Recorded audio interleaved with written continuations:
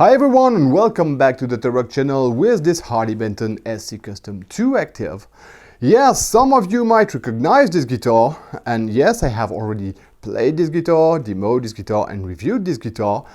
It was 2 years ago and it was not a single guitar review.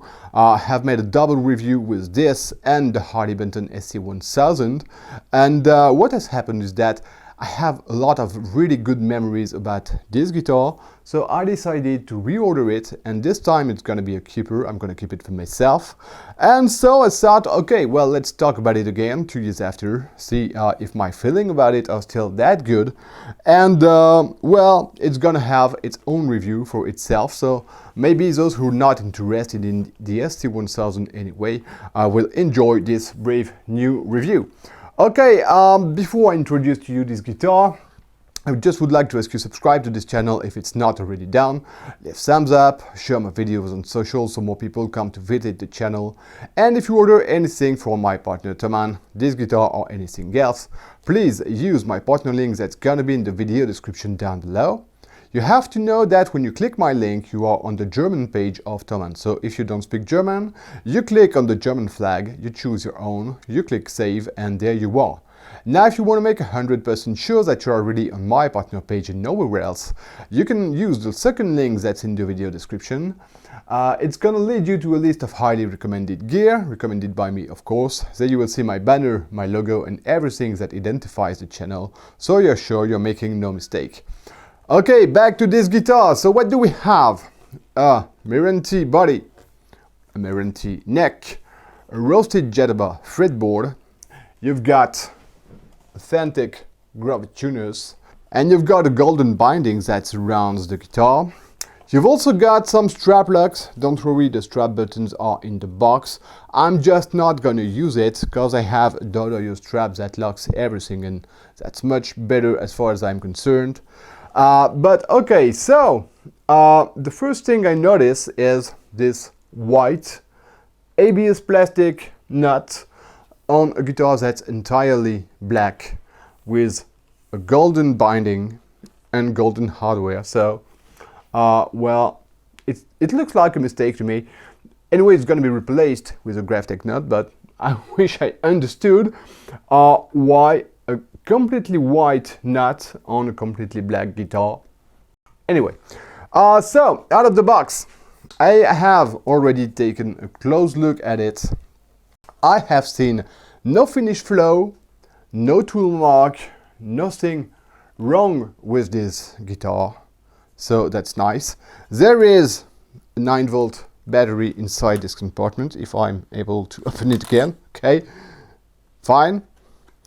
The action out of the box is 2 millimeters on the low E, 1.75 on the high E, with a neck that's, oh, that's completely flat. It looks like, yeah, completely flat.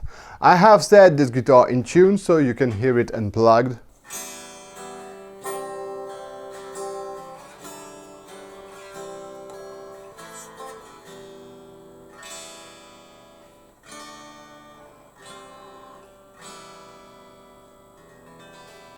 And it doesn't sound bad at all, played unplugged. Pretty nice.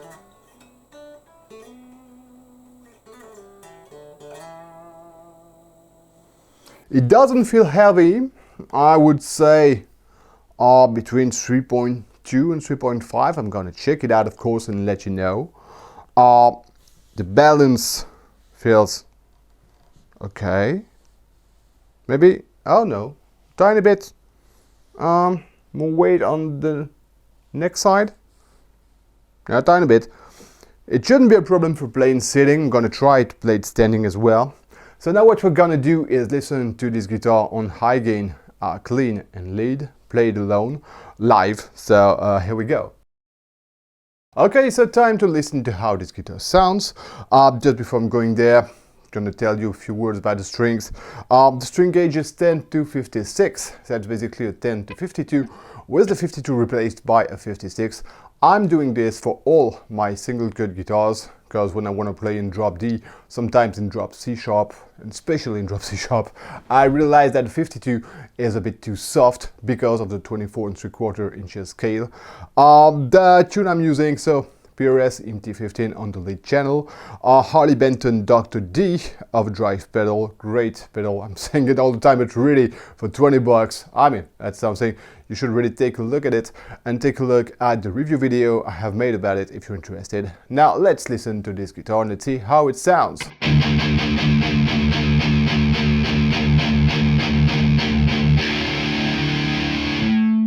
Chug it does, nice. Let's hear the sustain.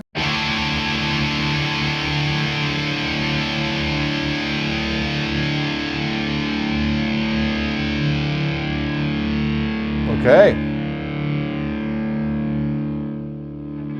Okay, you have sustain. Sounds pretty aggressive. Sorry, disturbed with the wire of my headphones. Let's play riff.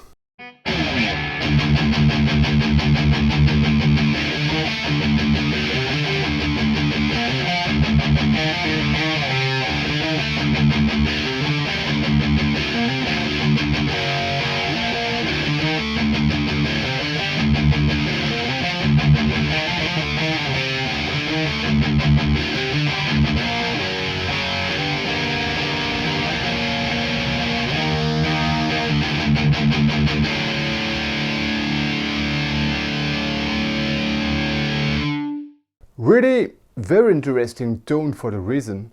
Aggressive. The note definition is not so bad. To be honest, I could not remember exactly how this guitar was sounding. And well, not so bad, really.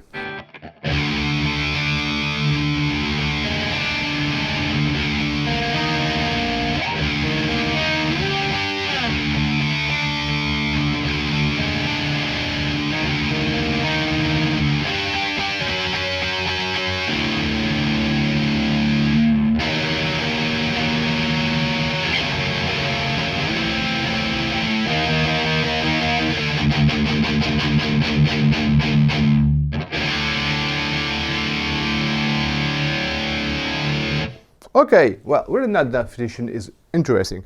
Move to the neck pickup.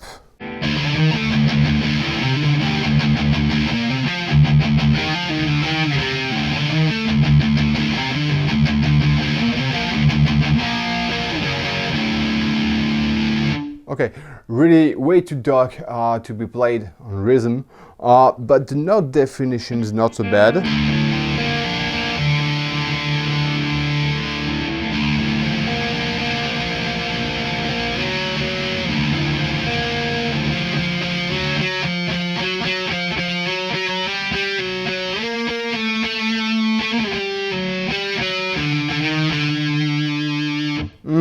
Note definition not so good. Back to the bridge, just to listen to this.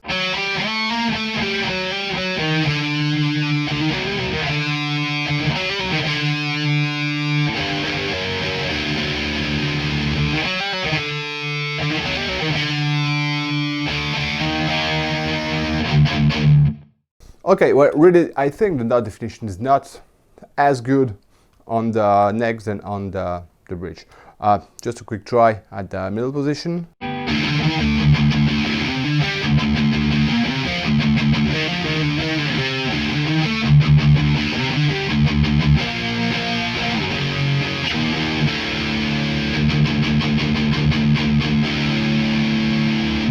Not that good. Not so bad, of course, but I would not use it for some reason playing. Okay, let's move to the clean tones. So I'm still in drop D, and I'm using still my PRS MT15, and this time I am, of course, on the clean channel.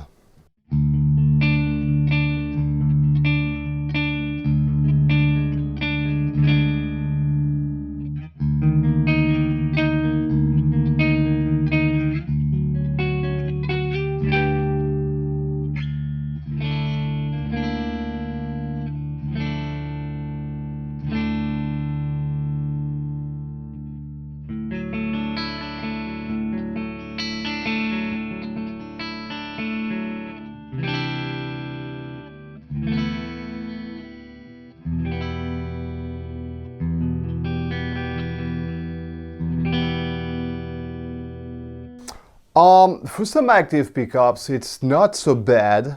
It's not too bright, too crisp, something. Of course, these are active pickups, so you will not have the same tone as on some passive pickups at all. And even though it sounds pretty bright, you know, it's not the same brightness that what you would have if you had single coils, for instance. But I think you can do something out of it.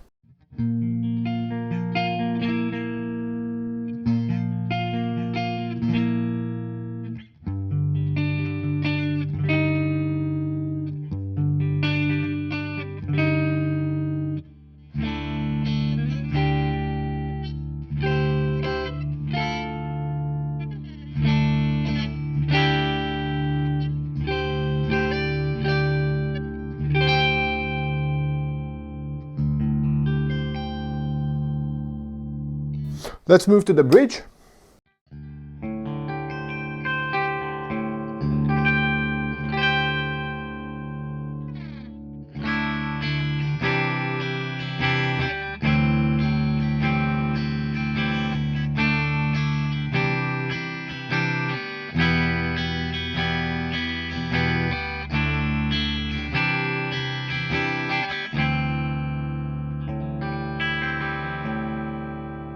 Okay, bridge pickup and clean. Not extraordinary, but okay, maybe you can do something out of it. Middle position now.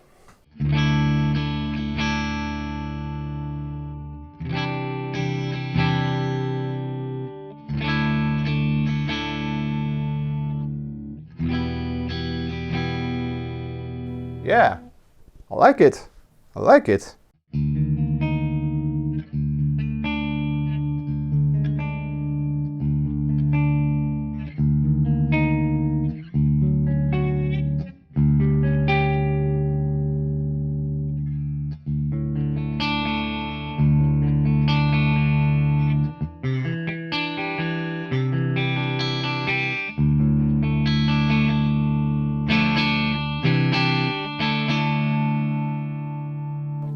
There's something very interesting with this one, because you've still got something pretty round with some low end, just like you have on the neck pickup. But it's brighter, so it pierces pretty interestingly through the mix.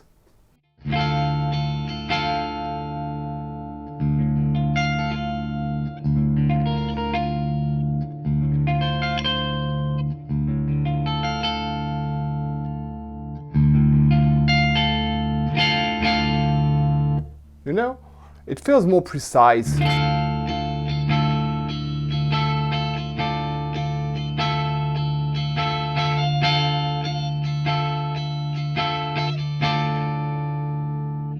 Neck again.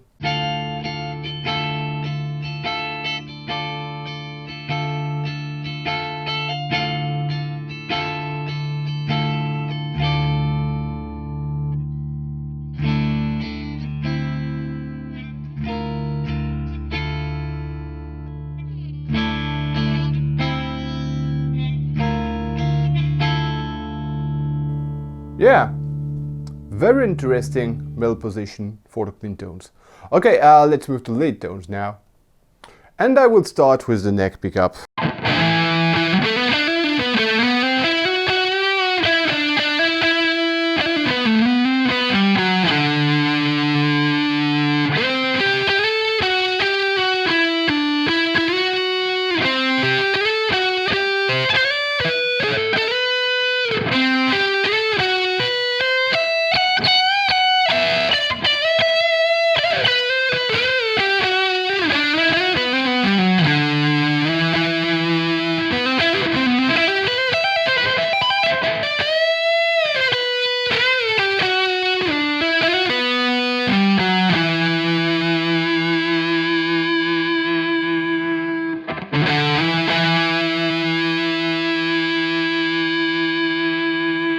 Okay, then that definition really should be better to be really nice. Okay, let's not forget we're talking about a 277 euros guitar, but this neck pickup could sound interesting because the balance of the tone is interesting as well, but the note definition really too bad that it's not better. Let's try the midge. Let's try the bridge pickup anyway.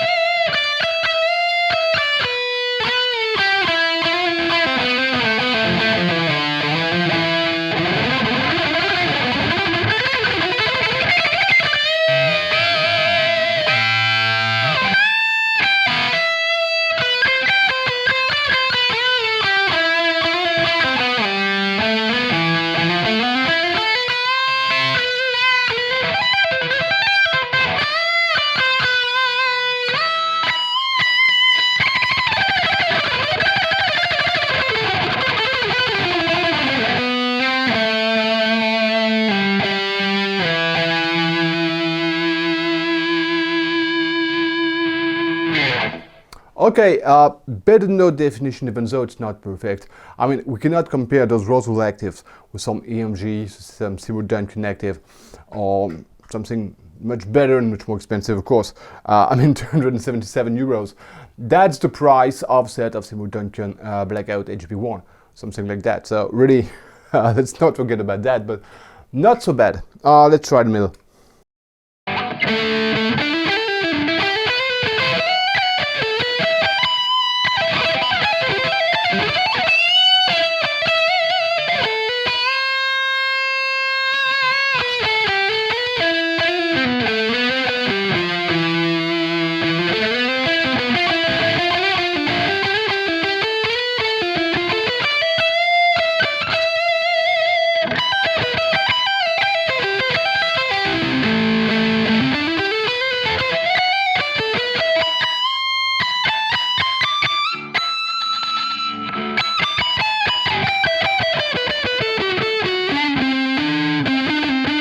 Don't worry about this, I'm still in drop D, you know.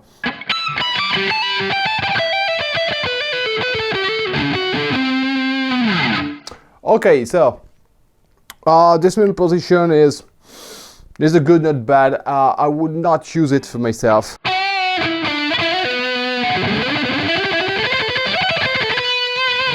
Even though, well, I think it could pierce easily through any mix, but I don't know, something a tiny bit honky. In general, I'm not using middle positions for anything but clean, because sometimes you've got interesting clean tones. Sometimes, really not very often, but I have found a middle position that's interesting for rhythm parts. But on this one, I would use it for cleans. The lead is not bad.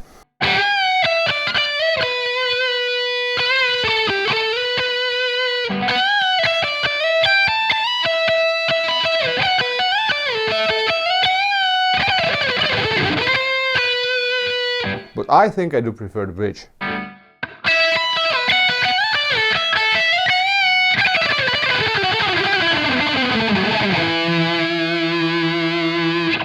I think the problem that's on the middle is that you do have the lack of precision, the lack of articulation of the neck pickup that comes to ruin a little bit what you have on the bridge, and that's a pity. But I was really thinking that the neck position would sound better in leads, but really.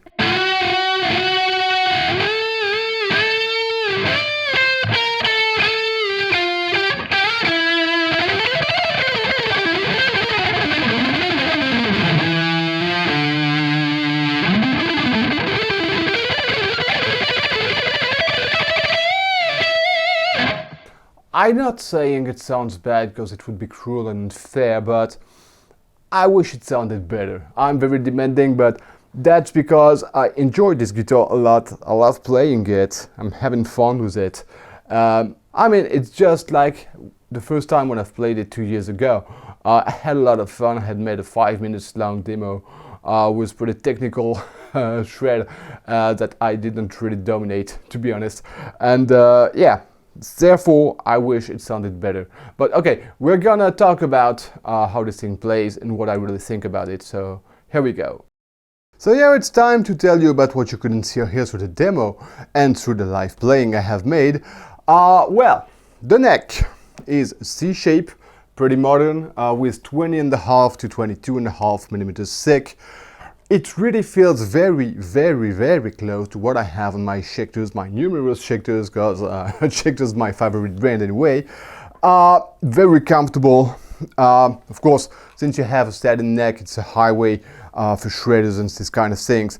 As you have seen during the live playing, the access to the 24 fret is pretty good. Not perfect, because if you want to go to the low E or to the A, it's tiny bit complicated, but really it's not bad at all. Really very good, I would say.